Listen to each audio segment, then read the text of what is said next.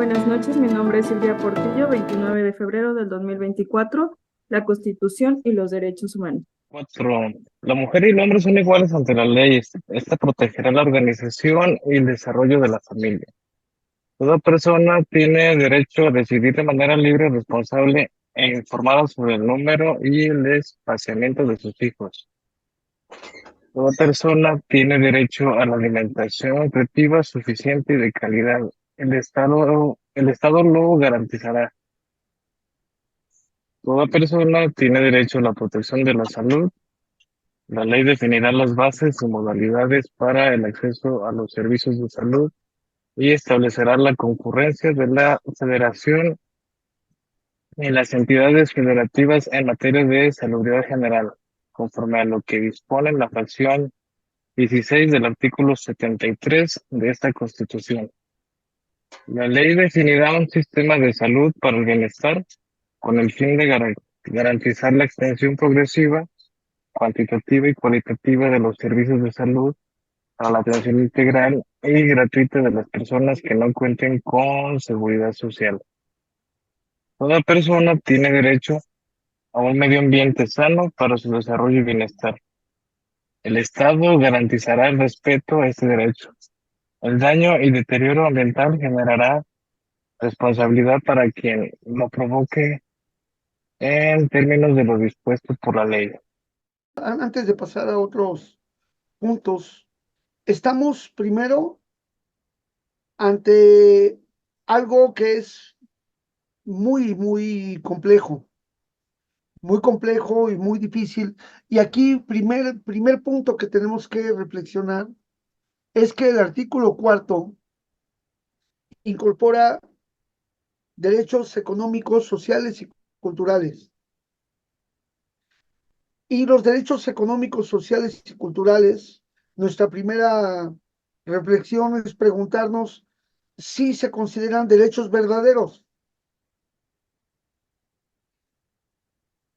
¿Por qué la pregunta? Yo quiero saber sus respuestas. Ese es como que sería Porque, el de, primer porque punto. de repente como que no existen, ¿será? Sí.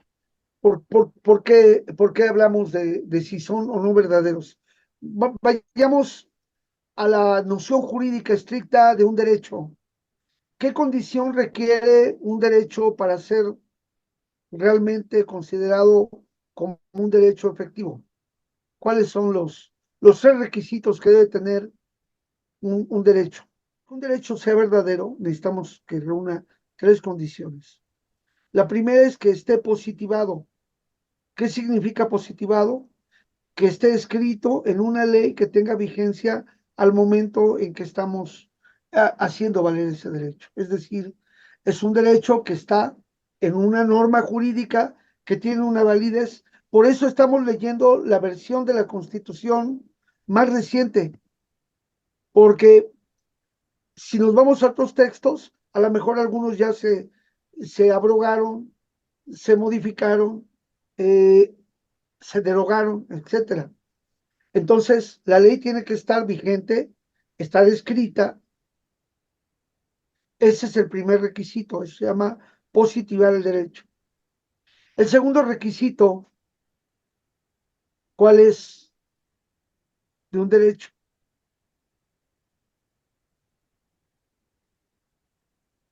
El segundo requisito es que debe de tener un garante para ese derecho.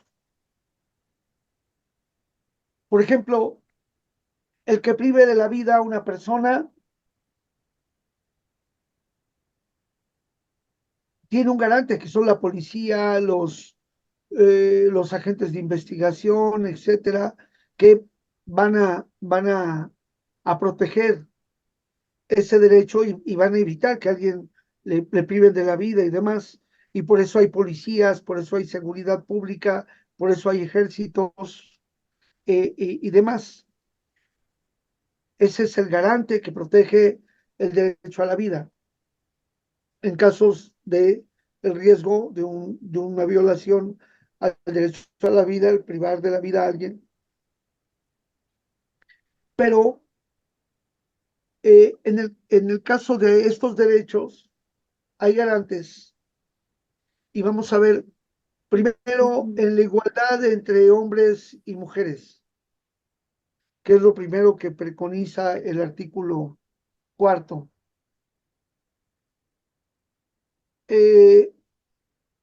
Está en la ley. ¿Quién se debe de ocupar de ser garante de la igualdad entre hombres y mujeres? Todas las instituciones y todas las políticas públicas de manera transversal buscan que haya esta igualdad entre hombres y mujeres. Y debe haber una sanción en el caso de que se violente esa ley. Esos son los tres requisitos para que un derecho sea verdadero, que esté positivado, que haya un garante y que haya una sanción para quien no lo cumpla. Estos derechos, como ven en el enunciado, hablan de la progresividad. Y nuevamente volvemos al primer artículo de la Constitución, donde se habla de la progresividad. Quiere decir que ese derecho no se va a garantizar a todas las personas en el territorio nacional, no se va a garantizar de la misma manera a todas las personas en el territorio, porque se va a hacer supuestamente con base en la capacidad del desarrollo científico, tecnológico, con base en la capacidad económica que tenga el, el, el país para enfrentarlo. E insistimos, esta progresividad es la manera de encubrir una sociedad de clase, una sociedad dividida en clases. O sea, mientras a nosotros nos dicen que había una garantía de servicios de salud con, con cierto nivel de capacidad, los jueces, los magistrados, los ministros tienen derecho a seguros de gastos médicos mayores, tienen derecho hasta para poderse operar, si quieren, la nariz, las verrugas, todo, porque eso lo tienen como una conquista aparentemente por el servicio que hacen hacia el pueblo y también los empresarios y la gente. Es decir, estos derechos que están en el artículo cuarto constitucional son derechos que se convierten en nuestras sociedades en mercancías. Y otra vez volvemos a la discusión de la progresividad, porque alcanzaría dinero si lo que se les da a las élites para esos gastos se pudiera distribuir para mejorar la condición del gasto a nivel del país. De alguna manera, el gobierno actual pretende lograr un capitalismo en estado de bienestar, devolver al país a un capitalismo de estado de bienestar en el que los recursos sean distribuidos para que esa política de que dicen que por el bien de México primero los pobres. Entonces, intenta revertir esta condición de desigualdad para tratar de dar condiciones mejores, pero ya hemos visto que no es tan fácil. Y en el caso del primer párrafo del artículo eh, cuarto, nos gustaría, si Olimpia nos puedes hacer algún comentario, ya que ustedes manejan muy bien este tema de la situación de la equidad, la igualdad de género, Olimpia. Sí, claro. Primero, ahí estoy yo, ahorita le quito eso de que se me ve un fondo ahí amarillo.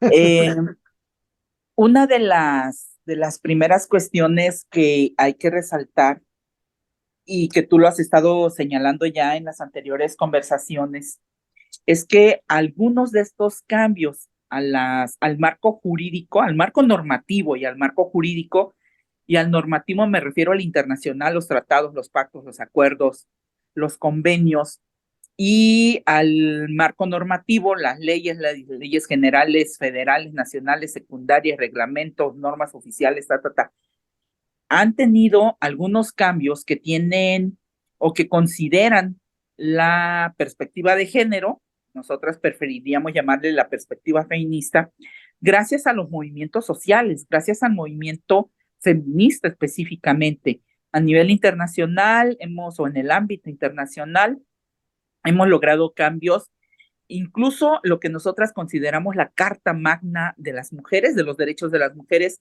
como la CEDAW y Belén do Pará, ¿no? Una que tiene que ver con la no discriminación y la otra que tiene que ver con el acceso de las mujeres a una vida libre de violencia. De allí y del litigio, yo sé que no te gusta mucho la palabra litigio estratégico, pero bueno, así lo denominan ellas, algunas de las colectivas que han trabajado a favor de estos derechos, a partir, por ejemplo, de Campo Algodonero, han logrado también modificación en el marco jurídico. Entonces, estos cambios que estamos viendo en estos artículos, específicamente en el que acaban de leer, tiene que ver con eso, y me interesa muchísimo resaltar esa parte. La letra de la Constitución no está escrita en piedra, no vino Moisés y nos las dio, es modificable, es necesario que participemos, que sigamos participando en la reforma del Estado, como se le llama de manera muy general, pero esto que tiene que ver con la Constitución. No sé si ustedes seguramente sí conocen ya el esfuerzo que ha hecho la colectiva desde hace algunos años, la colectiva Las Constituyentes MX Feministas México, al convertir en femenino o en feminista más bien la Constitución de la Ciudad de México. Y ellas han señalado este tipo de falencias que tiene algunos de los artículos. Este cuarto nos parece hasta ahorita uno de los más completos, pero es fundamental, y con esto termino para no acaparar y dejar que las compañeras, los compañeros comenten también. Está en riesgo por lo que nosotras consideramos y llamamos el borrado de las mujeres, es decir, donde dice los hombres y las mujeres son iguales, las últimas propuestas o las más recientes propuestas que han hecho en esta legislatura que está por salir desde el inicio es cambiémosle en aras de un lenguaje inclusivo, de un lenguaje que incluya a las personas integrantes de la comunidad sexodiversa, quitemos la palabra hombres y mujeres y digamos solamente personas. Eso para nosotras es un grave riesgo al reconocimiento que hace en la Constitución y que muchísimos años y esfuerzos nos tocó a las mujeres y a las feministas específicamente lograr alcanzar. Tan solo esa utilización de esas dos palabras, de esas dos categorías sexuales que nos diferencian entre hombres y mujeres, implica que las leyes tienen que aplicarse con un enfoque de género, de manera diferenciada para mujeres y hombres. No es lo mismo las mujeres que cometen delitos que los hombres que cometen delitos, ni es lo mismo las mujeres víctimas de delitos que los hombres víctimas de delitos. La ley lo tiene que considerar para su atención. Y si solamente dice personas, esa diferenciación entre hombres y mujeres desaparece. Desaparece y entonces volvemos a la otra, a la era, ustedes la recordarán, la era en la que cuando decían, hola, buenas noches todos, y oye, pero también hay mujeres, sí, pero ahí están incluidas, ¿no? Y entonces nos decían, las mujeres están incluidas en un universal ellos. Ya con eso cierro, porque ya luego, ya sabes, reto acaparo, pero me parece fundamental lo que tú haces, esta constitución comentada, que es el esfuerzo de estas sesiones, irle aplicando también esas reflexiones, ¿no? ¿Qué es lo que ha estado atrás de cada una de esas enunciaciones de artículos? Y para mí, hacer énfasis en esto, en que no debemos permitir que desaparezca hombres y mujeres son iguales ante la ley y que la sustituyan por personas, creo que debemos seguir manteniendo foco sobre ese asunto. Gracias. De lo demás, aquí sigo. Micrófono. Sí, mira, otro aspecto donde se ve una falencia ya en la operatividad es en la garantía de alimentación. Pues vemos que no es el caso. Lo mismo que citaste de la salud, no solo porque también tengan prestaciones los altos funcionarios de la administración pública, de los tres poderes, sino porque pues los trabajadores urbanos, sobre todo de ciertas empresas, generalmente las transnacionales o las empresas medianas a grandes, pues tienen algún apoyo que de alguna manera es proporcional a su sueldo y que pues sí les representa una cierta ayuda para adquisición de alimentación. Sin embargo, la gente más necesitada, sobre todo la gente que produce los alimentos para los demás, suele estar en peores condiciones nutricionales. Eh, Tú conoces muy bien el estado de Guerrero, va uno allá y ves a los niños descalzos con sus pies, sus manitas, sus caritas manchadas por la goma de opio, con la que tienen que trabajar 6 meses para subsistir, mal comiendo y 6 meses cultivando el café para venderlo muy barato y también mal comer. Y esa es la realidad día con día. Y bueno, decir Guerrero es decir Oaxaca, Chiapas, Puebla, etcétera, ¿no? Entonces, es un derecho que suena muy bonito, pero no es real. No hay un garante real de ese derecho a la alimentación. Al menos, pues, los resultados así lo indican, ¿no? Yo, ahorita que comentaba el compañero, eh, sí se ve reflejado claramente, o sea, sí es un derecho el tener alimento. O sea, por ejemplo, aquí en México, mencionando esos estados, pues vemos que nada más se beneficia a un sector, porque al que lo produce, al que lo trabaja, al que trabaja la tierra, pues es a los que menos se les da ese derecho.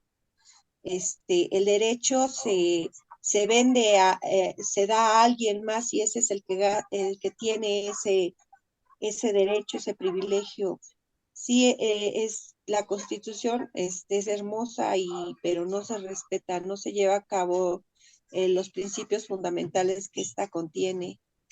Bueno, eso es lo que quería comentar. Entonces, estamos aquí que el Estado protegerá la organización del desarrollo de la familia.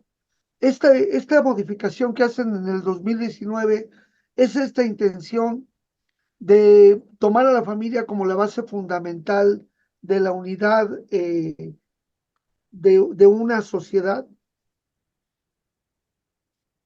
en contraposición a todo el proceso de daño, de deterioro del modelo familiar que el neoliberalismo fue acusando, fue generando, porque incluso cuando una familia tenía que deshacerse o recomponerse en esta situación tan grave que estaba viviendo, no había manera de proteger a la familia.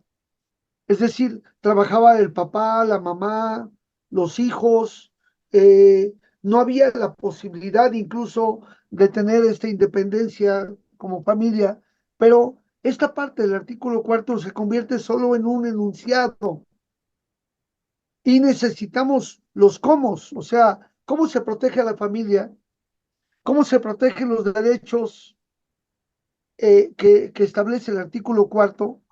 Primero, hay que tomar en cuenta que la alimentación, que la salud, que la vivienda, que el medio ambiente en una sociedad solo se puede tener acceso ahí mediante el tener dinero para...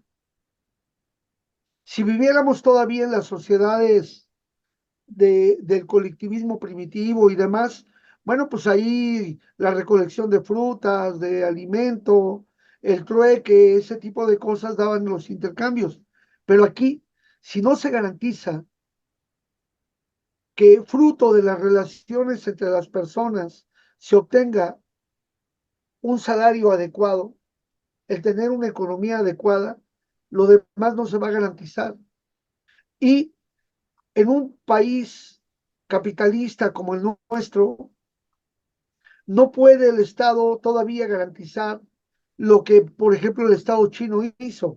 Ya decíamos nosotros que cuando se impuso el modelo neoliberal que vino a producir todas estas transformaciones, en el modelo neoliberal decían, pues en China, con $1 diario, ahí trabajan los chinos. ¿Y qué podía competir contra los chinos en donde las empresas se pagaba $1 diario? Y entonces con eso metieron aquí en México maquiladoras, metieron un montón de empresas transnacionales que pagaban salarios muy, muy por debajo de lo que se pagaría en sus países. Y eso vino a batir terriblemente y a generar una desigualdad y una pobreza extrema. A nosotros nos espantaban con el petate de que en China con $1 diario la gente trabajaba.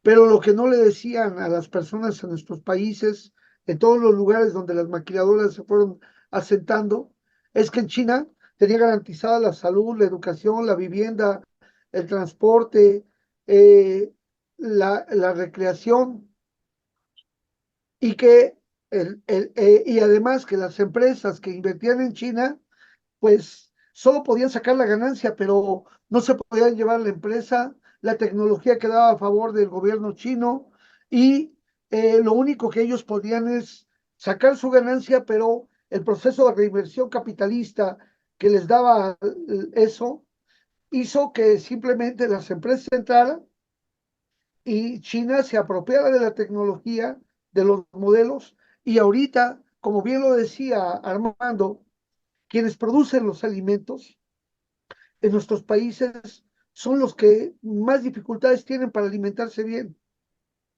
En China, aún los campesinos chinos de las comunidades utilizan alta tecnología para poder producir en la agricultura. Y vemos ahorita la gran crisis que hay en muchos países de Europa porque por utilizar los recursos de los países para la guerra, para, para prestar dinero, pero no dinero en dólares, sino en armas a Ucrania. A Ucrania le financian la guerra, pero el pueblo ucraniano tiene que pagar esas armas que está ocupando. Y los países tienen que pagarle a las empresas para esos préstamos que se les van a dar para que se lleven las armas allá. ¿Y quién es quien toma el poder de todo eso? Pues BlackRock, es decir, el ente sionista que se financia y que gana grandes capitales con la destrucción de Ucrania y de Rusia en esa guerra y lo mismo que está pasando en Palestina. Entonces, vemos que aquí ese derecho que ellos llaman progresivo les permite jugar con él porque entonces a todos los agricultores de Europa que están reclamando los apoyos para el campo, para financiar los subsidios para la producción de trigo y alimentos en Europa, no se está dando porque el dinero que se les daba lo están desviando para trasladarlo a las armas que van a seguir matando y ahora incluso ya en Ucrania ya ni siquiera están ya combatiendo los propios ucranianos porque ya no tienen a quién mandar a la guerra y están mandando ya los mercenarios de otros países que son contratados por empresas para que vayan a morir allá en Ucrania, en esa guerra que es de la OTAN contra Rusia, para afectar a Europa, porque es Europa quien está afectando y no a Rusia. Entonces, entender estos derechos económicos, sociales y culturales en el mundo capitalista y pensar que eso es verdadero es engañarnos o dejarnos caer en el engaño que las leyes capitalistas, estas leyes burguesas, ponen en un texto que no compromete a nada. Ustedes van a ver otros artículos a lo largo de este estudio de la Constitución, cómo hay cosas que son tan estratégicas que ahí sí hasta se pelean por una coma que le pongan, porque la empresa tiene que asegurarse que va a sacar su ganancia. Y si no, no le entra. En materia de energía, en materia del artículo 123, en materia de los recursos energéticos y del país, ahí sí van a estar muy cuidadosos en el texto. En cambio, en el artículo cuarto ponen como simplemente, pues hay que quede. O sea, la alimentación, todo mundo que coma, espérame, ¿cómo vamos a comer? Y tratan de convertir un derecho constitucional en un programa social o en una política pública y no verdaderamente la garantía del derecho constitucional a la alimentación. ¿Por qué renunció México o el gobierno, por qué renunció a tener el control del ICONSA o DICONSA o de la CONASUPO, que es un eje rector para distribuir alimentos a bajo costo, subsidiados de buena calidad, para que le llegaran a toda la población? Entonces, es lo que hay que ir revisando en el texto. Volvamos nuevamente. Entonces ya vimos que ahí está que eh, la mujer y el hombre son iguales ante la ley. Esta protegerá la organización y el desarrollo de la familia, pero a diferencia, por ejemplo, del artículo tercero de la educación, ahí dice que el Estado vigilará y será y tal, y aquí nada más dice que la ley protegerá, pero ¿quién protege a la familia ante la ley para que eso se cumpla? Y esto que es un párrafo adicionado en el 2019, es decir, ya es una adición importante. Luego, toda persona tiene derecho a decidir de manera libre, responsable e informada sobre el número y espaciamiento de sus hijos. Claro, esto hoy está siendo llevado por toda la propaganda mediática e incluso nosotros vemos que hoy la mayoría de los jóvenes no quieren tener hijos porque están siendo inducidos a decir, oye, pues es que yo quiero cotorrearla, yo quiero pasarla bien, tener hijos es mucha responsabilidad, mejor me compro un perro, mejor me compro unos gatos, mejor tengo mascotas que tener hijos. Y aparentemente esta idea de que es una manera libre e informada está inducida por los medios masivos de comunicación que orientaron a que hubiera una natalidad cero, que viene cambiando, pero porque ahí no hay formas de buscar cómo garantizar verdaderamente esta situación libre e informada.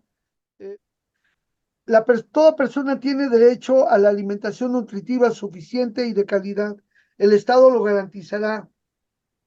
Ok, sí lo va a garantizar, pero no establece la manera en que lo va a garantizar. Y lo deja así nada más ahí suelto. Y de ahí salta al derecho a la protección de la salud. Es decir, el derecho a la alimentación tiene que darse en un marco que se regule la producción, se vea la autosuficiencia alimentaria y se generen las condiciones adecuadas para que la persona tenga una alimentación garantizada. Eso, eso hay que tomarlo en cuenta. Creo que falta más elemento regulador. Sí, fíjate que también un comentario con respecto a la libertad para elegir el número y el espaciamiento entre los hijos, eso también es una falacia y lo peor es que pues hemos visto prácticas criminales e incluso de corte genocida en nuestro país, cuando, por ejemplo, en poblaciones indígenas esterilizan sin ni siquiera avisarle a las mujeres cuando van a parir a una clínica. Pero eso no solo ocurre en las comunidades indígenas. Aquí mismo en la ciudad, en las clínicas del Seguro Social, eh, hacen un cuestionario a las parturientas y pues si les dicen que es el segundo o el tercer hijo, no les preguntan, les hacen la salpingoclasia y entonces ya no pueden tener más hijos. Y no les preguntan, no les piden su opinión, deciden por ellas. Entonces, y el derecho a la información pues tampoco se ve, o sea, no ha habido, hubo una temporada, sí, sí hay que reconocerlo, una temporada en que hubo mucha información en medios, pero sobre todo en televisión, ¿no? Con respecto eh, a la planificación familiar. Creo que fue en los 70s o 80s, pero bueno, eso no era una garantía de que llegara sobre todo a las comunidades más marginales, ¿verdad? Porque pues a lo mejor no tenían televisión y ni siquiera luz eléctrica. Pero pues yo no veo campañas de ese estilo desde hace muchos años. Se ha incorporado algo, sí, a los programas de estudio a nivel primaria, secundaria, pero esas campañas que vimos en aquella época, yo ya no las he visto. No, no sé, y creo que sí es importante, pues si el Estado no lo hace, pensar en brigadas de información, sobre todo en áreas marginales, ¿no? Gracias. Completando incluso lo que el compañero comenta, eh, dos cuestiones nada más. Primero, ¿qué familia? Habla de la familia como si fuera homogénea, como si fuera única, como si fuera la misma en todo el país y como si no hubiera la diversidad de familias que hay. Y entonces está pensando en un modelo que pretende ser hegemónico de cómo tendríamos que estarnos organizando. Cuando en México, por ejemplo, en Guerrero, específicamente, 3 de cada 4 hogares son jefaturados por mujeres. Mujeres con 2 o 3 hijos, hijas, en promedio 10, 12 años, ellas en promedio 40, 50 años, padres ausentes, en fin, ese es un modelo de familia y ese no creo que sea al que se esté refiriendo este artículo, ¿no? Entonces, va más allá la realidad de lo que está expresado allí. Y segundo, la interpretación que se hace, lo que decían hace rato, la interpretación que se hace, la limitación que tiene la ley para ser aplicada en la interpretación que hace quien se supone eh, que debe vigilar que se aplique. Cuando dice que tenemos el derecho de decidir el número y espaciado de los hijos, hijas, implicaría que las mujeres tendríamos derecho a decidir sobre nuestro cuerpo. Si estamos teniendo un embarazo no deseado, no planeado por la circunstancia que sea, por violación, por falla del método, por lo que fuera, nosotras tendríamos derecho a decidir, ya tengo 2 hijos, no quiero tener uno más, y como tengo ese derecho, el Estado debe garantizármelo, y entonces debo encontrar de manera asequible, amigable, incluso las vías para poder ejercer ese derecho. Y eso es mentira. Las mujeres en México no tenemos derecho a decidir sobre nuestro cuerpo. Algunos estados, algunas entidades, ya van 9, 10 entidades en el país que han despenalizado el aborto, pero aún hay restricciones operativas para poder hacer efectivo ese derecho, porque está allí, el código ya no nos criminaliza por abortar, pero cuando vamos al servicio público médico para hacerlo, sanitario, no encontramos los medios para hacerlo. Entonces, esa distancia que hay entre lo escrito y lo operativo real que nos encontramos, lo sustantivo que nos encontramos es mucho. Creo que es interesante las propuestas que emergen de aquí para poder hacerlo válido. Gracias. Ahora, solo consideremos otros elementos. Al menos hubo un periodo de tiempo en que la ALIMED tuvo muchas denuncias por esterilización forzada. El caso en en Guerrero, que fueron muchos, en la Huasteca, en fin, teníamos mucha recurrencia de esos casos. E Sí, en incluso, Guerrero, la zona el, indígena de Costa Chica, Ayutla y Tecuanapa. sí, bueno, y después, todo eso fue aumentando, se hizo un escándalo y como que fue calmándose. Pero hay que tomar en cuenta algunos elementos sobre este planteamiento político, aunque te dice que cada quien tiene el derecho a tal, hay toda una carga social en la que te dicen, bueno, te rento la casa, pero sin hijos. O sea, quieres, te puedo rentar una casa, pero sin hijos. Si tienes un trabajo y tienes hijos, entonces ya también te ponen limitaciones. A las mujeres no nos dan A las empleo, nos mujeres piden, sí, todavía sí, nos por piden el acta supuesto, de no gravidez. es a las mujeres. Incluso hubo un periodo en las maquiladoras donde a las mujeres les pedían tanto el no embarazo y la toalla sanitaria cada mes. Así hubo periodos, ahora no. Eso ha cambiado en las maquiladoras, ya es diferente, pero hubo un periodo que fue así. Pero hay que tomar en cuenta un elemento muy importante, el elemento neomalthusiano que quieren aplicar en el término del número de hijos que puede tener una familia. Eh, en el modelo previo a la irrupción del periodo industrial de nuestro país, las familias eran extensas, eran grandes y se sentía como una bendición. Muchos hijos, la escalerita iba ayudando y era una cadena de producción y de apoyo y la familia vivía muy bien. Eh, ¿Qué está haciendo el sionismo en Palestina?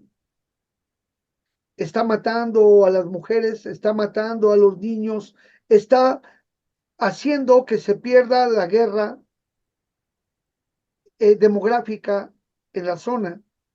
Y mientras eso pasa en Palestina, a los colonos en Palestina, a través de los rabinos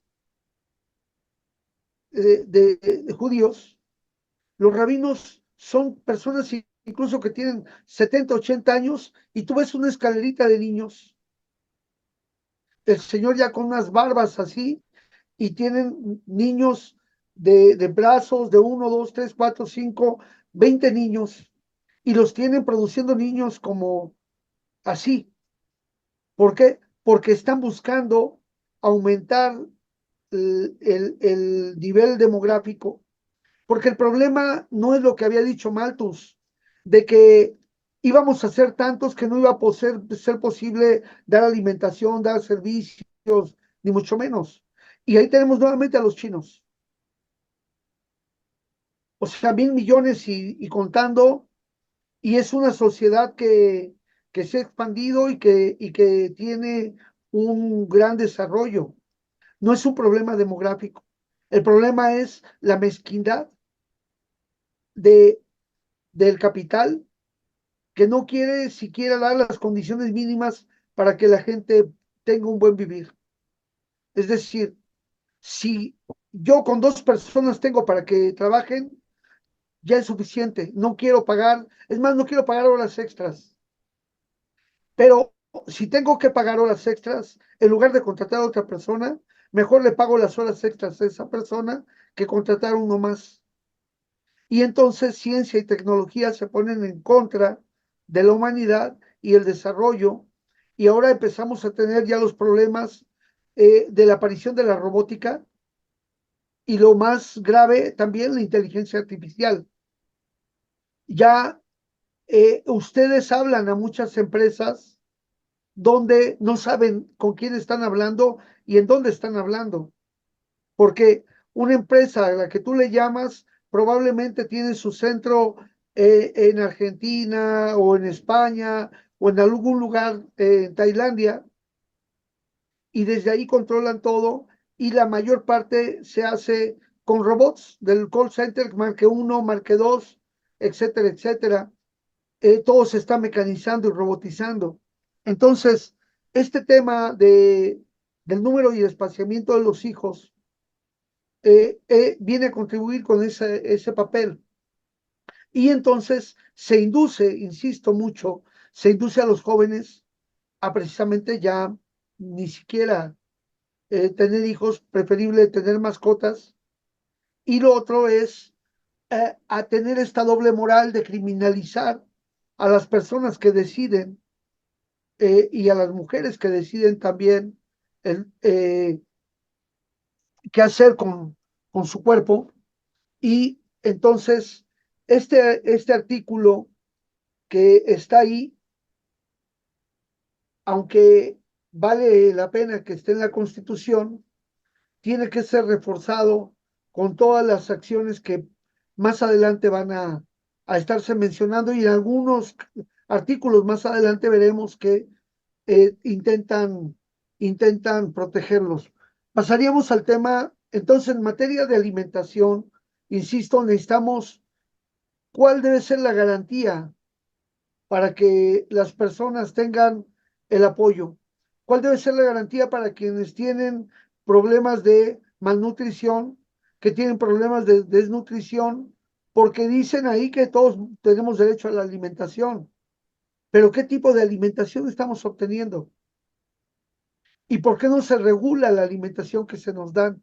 Es decir, ¿por qué se propicia que haya alimentación basura? ¿Por qué se propicia que haya muchos alimentos que lamentablemente nos, este, nos llevan a, a tener una alimentación de mala calidad? Eso es lo que nosotros tenemos que estar comprendiendo en este momento.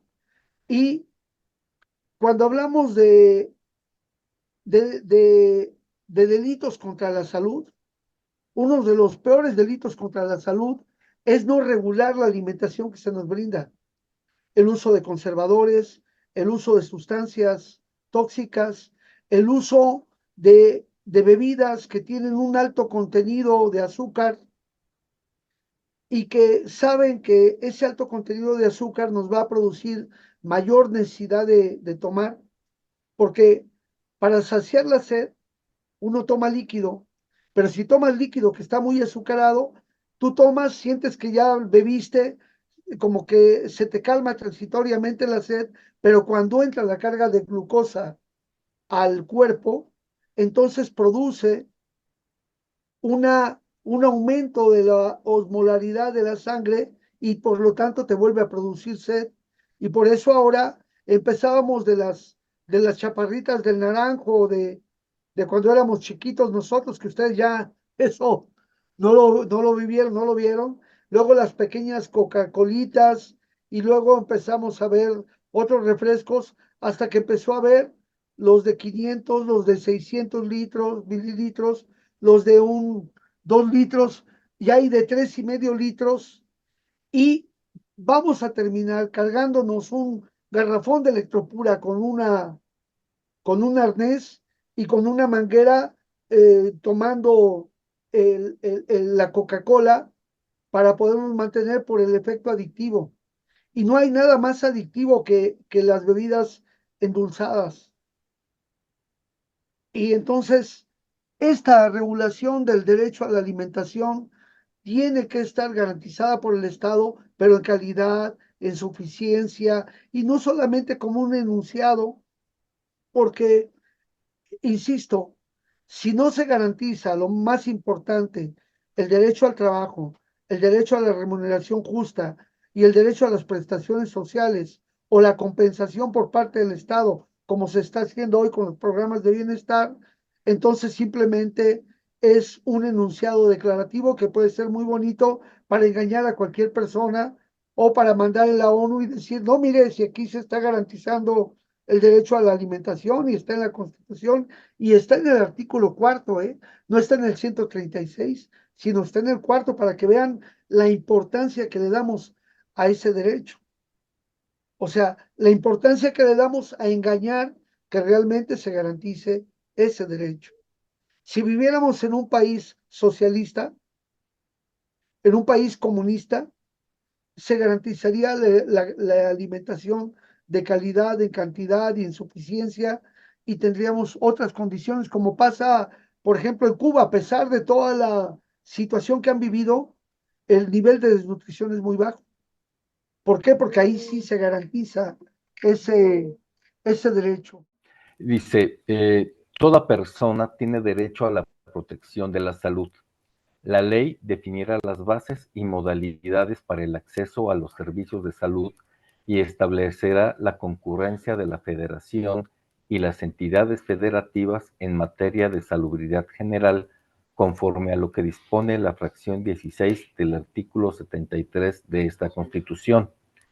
La ley definirá un sistema de salud para el bienestar, con el fin de garantizar la extensión progresiva, cuantitativa y cualitativa de los servicios de salud para la atención integral y gratuita de las personas que no cuenten con seguridad social. Fíjense bien cómo está construido este derecho. Toda persona tiene el derecho a la protección de la salud.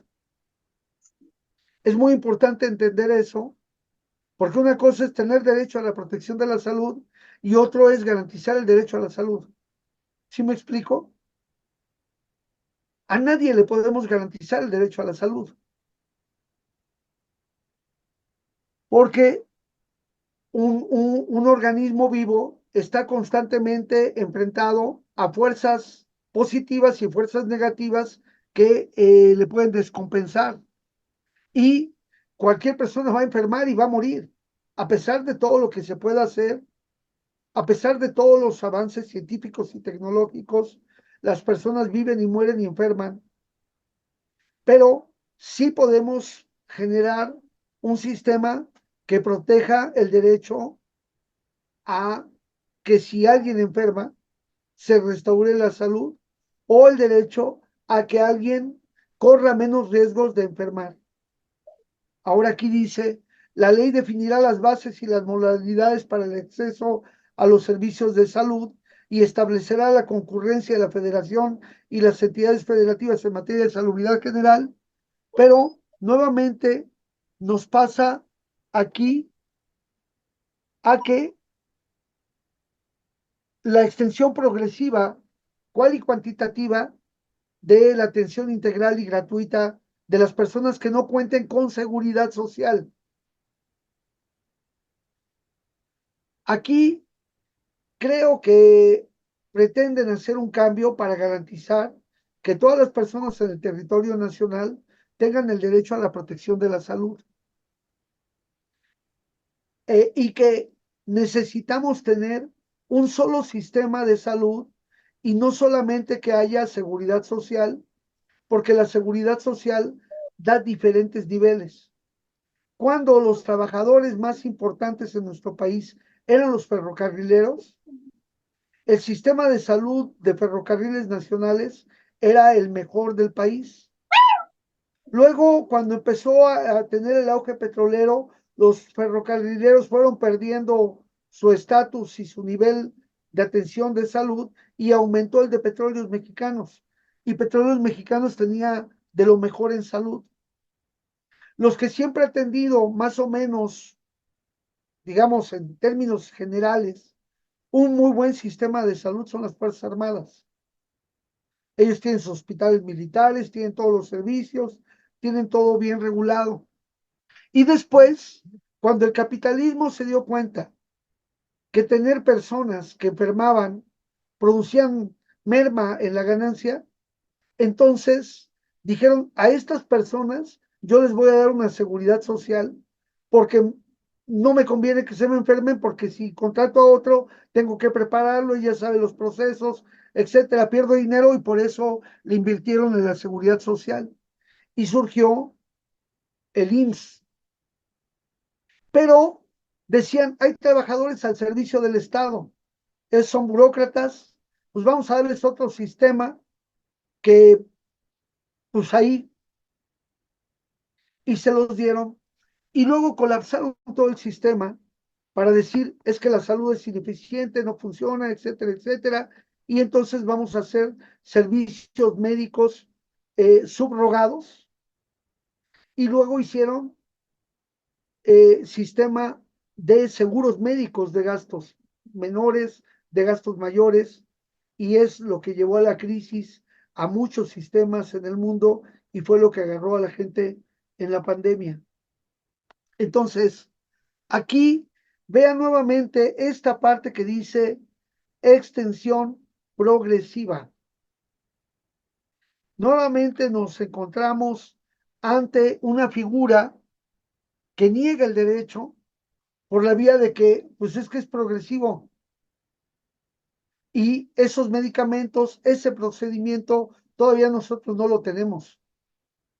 Por ejemplo, ya ahorita hay nanocirugía. ¿Sí saben qué es la nanocirugía? Es la cirugía casi con robots. Es la microcirugía que se hace con rayo láser y que se hace con microscopios y en lugar de cortar todo un órgano, se va solamente a los tejidos afectados y se extirpan y se remueven para que no se afecte a las personas. Hay cirugías laparoscópicas, hay muchos medios que son menos invasivos y todo eso no se le brinda a toda la población en su conjunto porque tenemos el problema de la progresividad.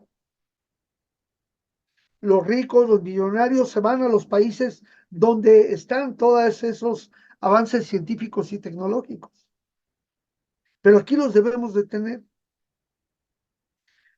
Y esta garantía que la ponen como progresividad, insisto, es por la sociedad dividida en clases.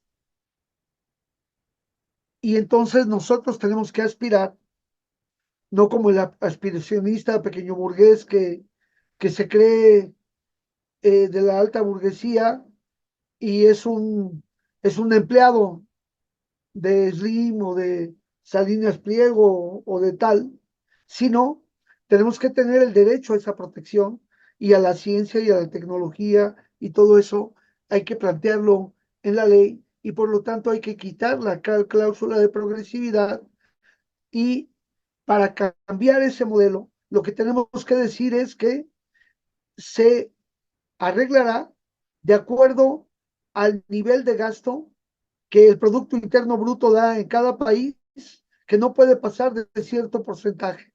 Es decir, ¿cómo podemos combatir la progresividad? Diciendo, pues, si el Producto Interno Bruto de nuestro país es de tanto, la inversión en salud no puede ser menor a tanto por ciento. La inversión en educación, la inversión para la alimentación, para garantizar estos derechos, no debe ser menor que lo que establece el nivel internacional, porque eso es lo que se ha calculado para poderlo hacer. Ahora, en la protección de la salud, tenemos que lograr que haya un solo sistema de salud. Había problemas tan graves, por ejemplo, alguien que estaba en Baja California Sur y ahí el Seguro Social tenía equipos especializados de tercer nivel, pero la gente como no era derechohabiente, tenía que viajar hacia Sinaloa o hacia otros estados para que ahí el sistema de salud le diera la atención, aún teniendo a la vuelta de la esquina un hospital que le podría atender, pero la puerta estaba cerrada porque él no era derechohabiente.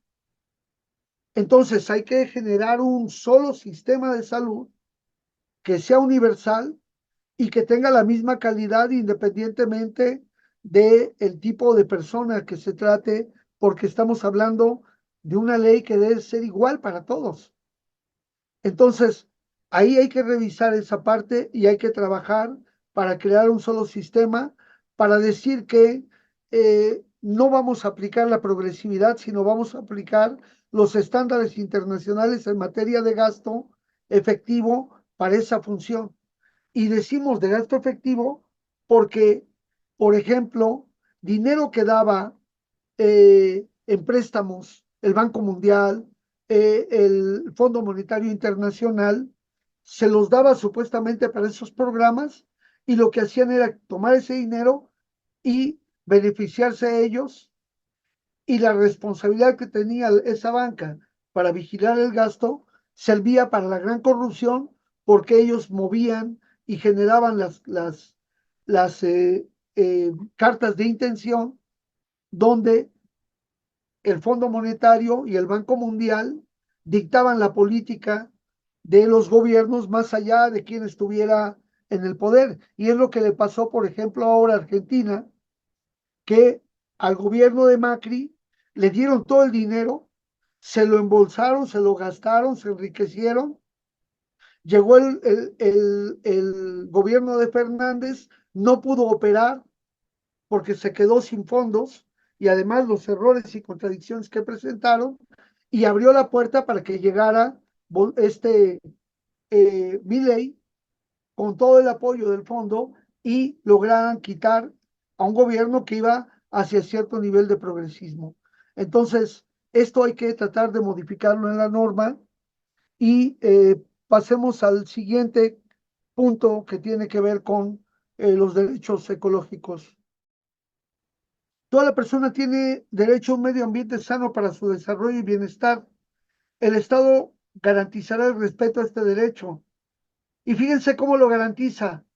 El daño y deterioro ambiental generará responsabilidad para quien lo provoque en términos de lo dispuesto a esta ley. Es decir, si tú contaminas, no te obligan a que no contamines, sino que te van a cobrar multas por contaminar. En lugar de que cada empresa se haga responsable del tratamiento de sus aguas, de sus residuos, y se busquen herramientas tecnológicas para una producción que no deteriore el ambiente, esto se va de manera diferente y se propicia, porque hay que tomar en cuenta que esta reforma es del 2012, es decir, en pleno auge del neoliberalismo, de este avasallamiento que venían las empresas y las industrias a contaminar ríos, tierras, el aire, por todo lo que hicieron con la presencia de la industria, de las mineras a cielo abierto, de las industrias altamente contaminantes en la producción y con las maquiladoras que se asentaron en muchas partes de nuestro país, sobre todo si ustedes ven, por ejemplo, el río Lerma Santiago, que va desde Toluca, toda la producción que tenía esta zona industrial de Lerma, va contaminando el río Lerma, cuando se convierte en río Santiago, allá en San José el Alto, Jalisco, y vemos en ese río Santiago cómo termina con unos niveles de contaminación que recordamos el caso de un niño que estaba jugando, iba por una pelota, se resbala y toma y aspira un poco de esa agua y muere el niño al día siguiente, una situación muy dramática, pero esos niveles de contaminación no se han acabado y continúan y siguen. Entonces, este tema del medio ambiente está tratado muy a la ligera, enunciado, aunque ahí habrá otros artículos que van a ayudar a proteger. El Estado garantizará este derecho y la ley definirá las bases, apoyos y modalidades para el acceso y uso equitativo y sustentable de los recursos hídricos, estableciendo la participación de la Federación, las entidades federativas y los municipios. Y ahí viene el otro grave problema, así como la participación de la ciudadanía para la consecución de dichos fines, y ahí metieron a todas las empresas concesionarias del agua, que son las que se llevan mayoritariamente el agua. Hay que recordar que después del sismo del 85 en nuestro país, todos bebíamos agua de la llave. El agua era agua potable y más allá que se contaminaran un poco los tinacos y parte de la red, pero en general la calidad del agua era bastante buena. A raíz del sismo empezaron a meter la idea y a deteriorar el sistema de distribución de agua para que hoy en nuestro país prácticamente nadie tome agua de la llave. Ustedes van a cualquier país del mundo y toda la gente bebe agua del grifo, agua de la llave. Se abre así y toma el vaso. Ustedes vean las películas en Europa o en China o en otros países, toman el agua de la llave y no tienen que estar tomando el agua embotellada. Entonces, este tema de la guerra del agua es una situación muy, muy dramática y de hecho ahora estamos viviendo una situación muy, muy complicada. ¿Por qué? Porque estas embotelladoras que han tomado el control de la distribución del agua, las empresas de la industria de la cerveza y de las industrias de las bebidas embotelladas, como es los refrescos, incluso trastocaron el modelo de consumo de bebidas como era el pulque en México, satanizaron la ingestión de pulque para decir que la cerveza sí estaba en buenas condiciones, etc., etc. Y vemos que esta reforma que hicieron en el 2012 oculta el tema, el tema del agua, el acceso al agua potable, el acceso a la calidad y a la suficiencia del agua tiene que estar garantizada, pero tiene que estar garantizado también por parte del Estado que que para empezar, quien contamina ya no lo haga, que haya modelos, que ya hay modelos sustentables para el manejo del saneamiento de las aguas. Otro problema que tenemos nosotros es de que la herencia colonial de España es que ellos en España, el agua de la cloaca, el agua del drenaje, la sacaban de la ciudad.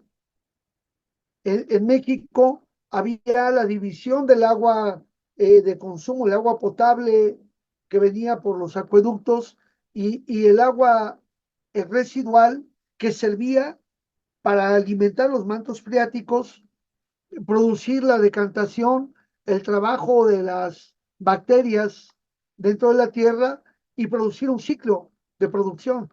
Incluso el modelo chinampero que se dio en toda la zona de Tenochtitlan, que hizo florecer tanto a a un imperio tan poderoso, porque imagínense poder producir sus alimentos de mucha calidad, tener todos los recursos y un comercio poderoso, le dio una condición muy, muy, muy importante. Sin embargo, hoy el modelo que tenemos es llevarse el agua. ¿Qué pasa? Los mantos freáticos no se alimentan, se va hundiendo la ciudad, va habiendo problemas de que los pozos eh, eh, que hay se van secando y la mancha urbana que crece y no respeta las condiciones de construcción, porque se supone que en todo el país el 30% de la construcción de una vivienda debe estar dedicada a tierra que pueda absorber el agua y demás. Esto se ha quitado y entonces ya hay grandes edificios, muy pocos árboles, muy pocas zonas donde el agua pueda reinyectarse al subsuelo y entonces estamos teniendo este problema tan dramático. Y ese es uno de los puntos porque también hay, como podemos ver, ahora con el escándalo del rancho San, el de Vicente Fox, ¿cómo se llama? San Vicente o San Lorenzo, tan no sé qué. Bueno, el rancho de Fox, de los Fox, tiene una concesión de agua tan importante que los pueblos cercanos ahí en Guanajuato están en una condición de carencia hídrica porque él y como muchos otros acaparan el agua. El problema que se dio, que se ha dado allá en Chihuahua y en otras zonas del norte, también se debe a este problema de que la ley permitió concesiones para que particulares acaparen el agua que debiera ir a nutrir los campos y demás.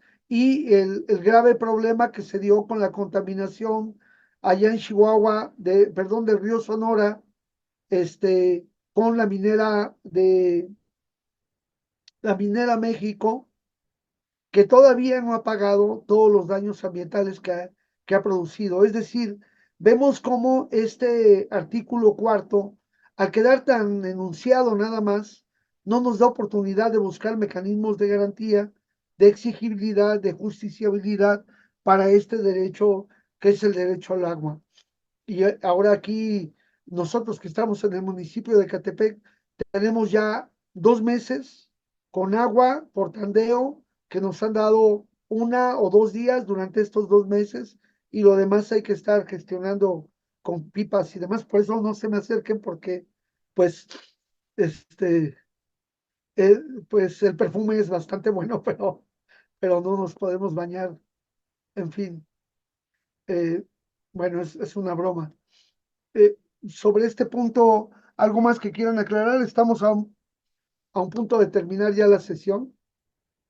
Le dejamos ahí, o para continuar con el artículo, lo que nos falta, porque sí son muchos elementos del tema y hay que ir ponderando bien para que entendamos que, a pesar de que hay un derecho constitucional, si este derecho, quienes lo han legislado, no desean que haya medidas de garantía, no hay el deseo de que haya un ente garante, entonces nada más dicen, es responsabilidad del Estado. Pues sí, pero ¿de quién? Pues del Estado, de todos y de nadie. Es que, como podemos ver, este artículo, bueno, el 4 menciona muchos puntos que son esenciales para todos. El Estado, en la realidad, pues somos todos participamos en las votaciones y elegimos dizque a nuestros representantes, ¿no?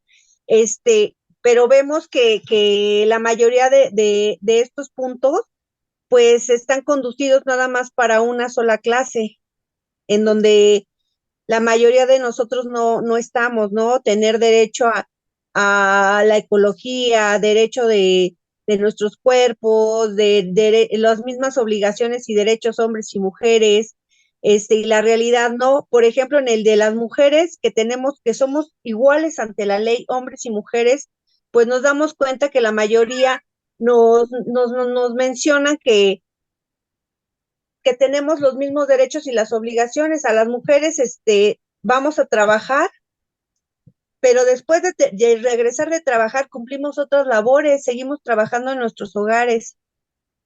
A lo que los hombres, pues a veces, en la mayoría de las casas, pues ellos cumplen con llevar un salario y no se ocupan de otras labores, ni de la educación de los hijos, ni colaborar en la limpieza, ¿no?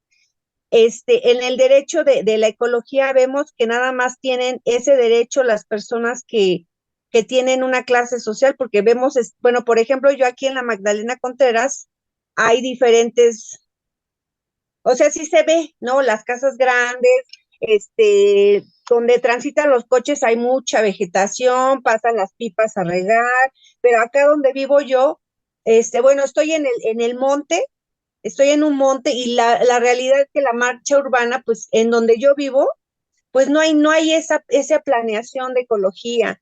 En el derecho al agua, pues todo el mundo ahorita ya lo hemos estado viendo, ¿no? Ya escasea cada vez más, y como vemos, pues va a estar peor en un futuro, ¿no? Y en realidad quien compone todo o quien cambia todo somos nosotros mismos. El neoliberalismo pues crea una sociedad individualista, donde nada más cada uno de nosotros vemos a nuestros propios intereses. Y eso es lo que se nos fomenta, ¿no? Esa idea de que vales por tener cosas, ¿no? Y trabajas por cosas, trabajas cuando no te das cuenta que, por ejemplo, la población más vulnerable son nuestros hijos, ¿no? ¿Quién está educando a nuestros hijos?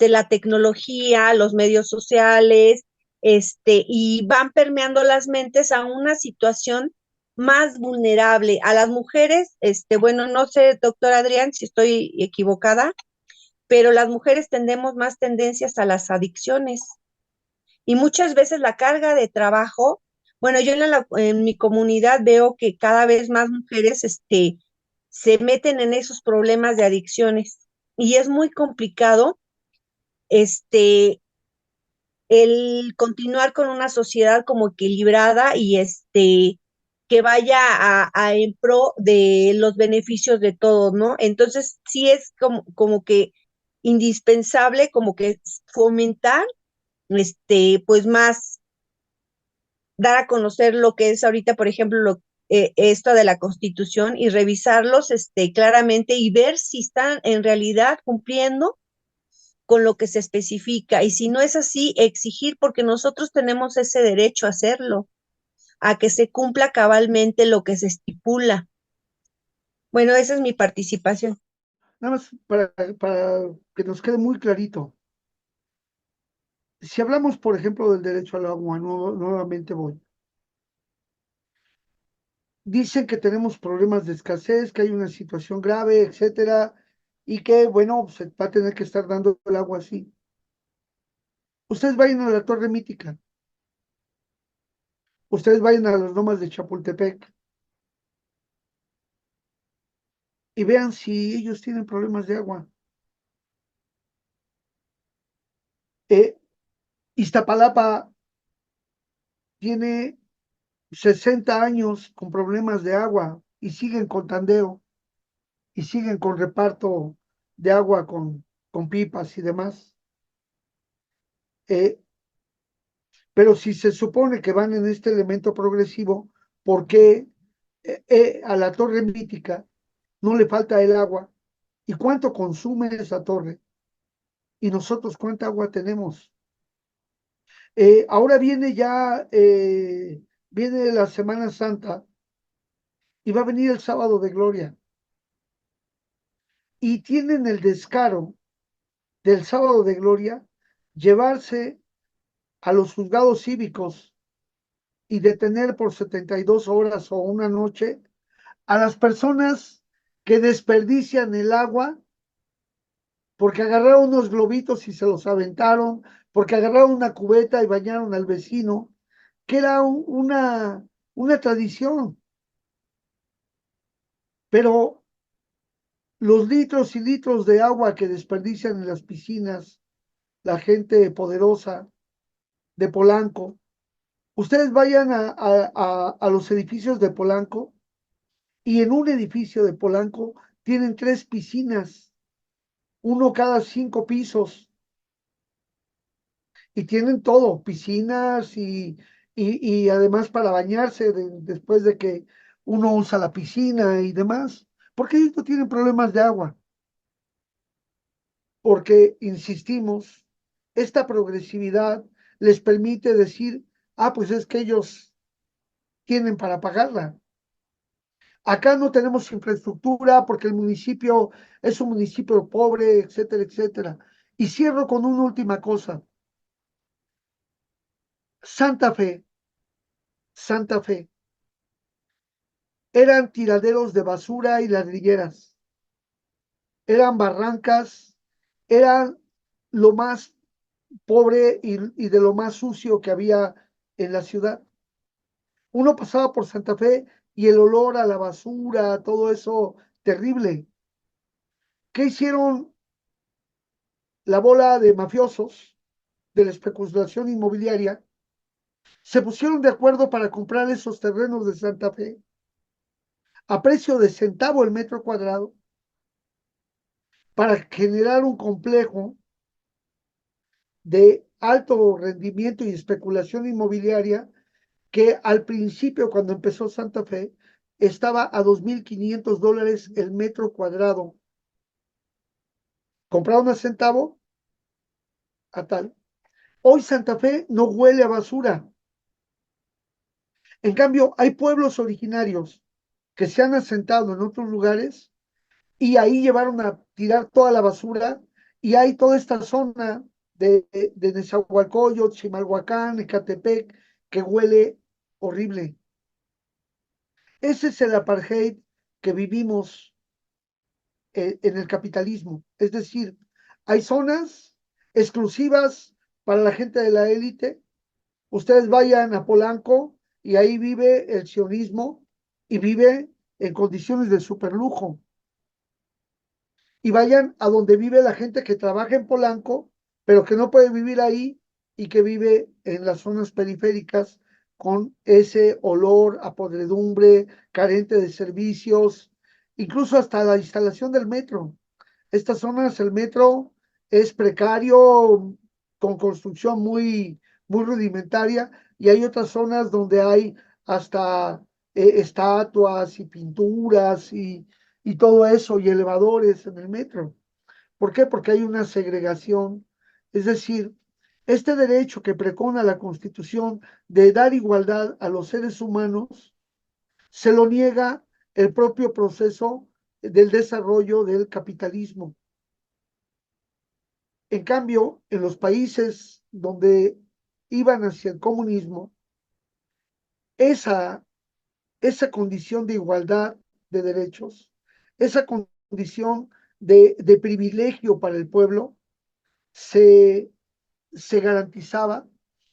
Lamentablemente, ya en alguna ocasión explicaremos parte de esa situación, pero hoy nos toca a nosotros luchar por nuestros derechos y buscar que en las normas correspondan al derecho que queremos que realmente se proteja. Entonces hay que trabajar. A los colegas juristas les pedimos que le echen un ojo al texto, y el trabajo para la reforma de los derechos económicos, sociales y culturales contenidos en el artículo 4 requieren de mucha ingeniería jurídica para buscar mecanismos verdaderos de garantía y protección. Esa es una tarea para un largo plazo y hay que prepararnos para seguir dando esa batalla, porque es ahí donde se va a garantizar la igualdad entre los seres humanos.